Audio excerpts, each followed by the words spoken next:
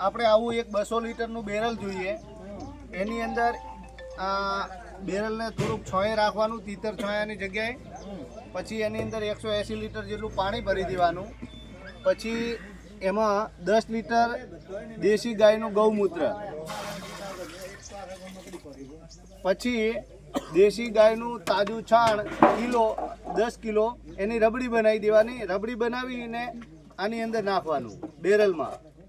પછી 1 કિલો કોઈ બી કઠોળનો લોટ, અને આમ તો એવું છે કે એક દ્રાવણ બનાવી અને પછી આની અંદર નાખવાનું।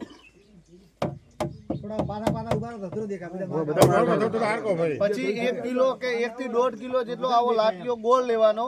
અમે તો સારો વાપર્યો પણ લાઠીઓ ગોળ લેવાનો અને એને આ બેરલની અંદર નાખવાનો। અને એક મુઠ્ઠી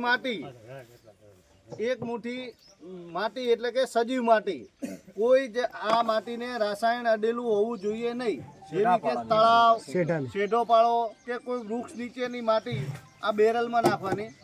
આ બધું અંદર નાખ્યા પછી તમારે એને સવાર સાંજ ઘડિયાળના કોટાની દિશાની અંદર બંને ટાઈમ સવાર અને સાંજ 5 થી 6 વખત આવી રીતે તમારે એને ડેલી 3 થી 4 દિવસ તમારે હલાવવાનું। હલાવ્યા પછી તમારે ઉપર કોથળો કે એવું કંતાન હોય તો એને ઉપર ઢાંકી અને મૂકી દેવાનું। ફરી સવારે બીજા દિવસે સતત તમારે હલાવવાનું। એ તમે 2 થી 3 દિવસ સુધી હલાવશો એટલે જ આખું જીવામૃત તૈયાર થશે।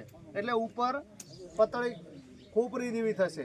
એ તૈયાર થાય પછી તમારે એને 1 દિવસ હલાવવાનું નહીં, અને એને નહીં હલાવવાનું। પછી એનો લોક જેવું હોય એનાથી જે જીવામૃત હોય એ બધું તમારે કાઢી ગળી અને પછી તમારે પાકને પિયત તરીકે પાણીમાં સાથે આપવાનું।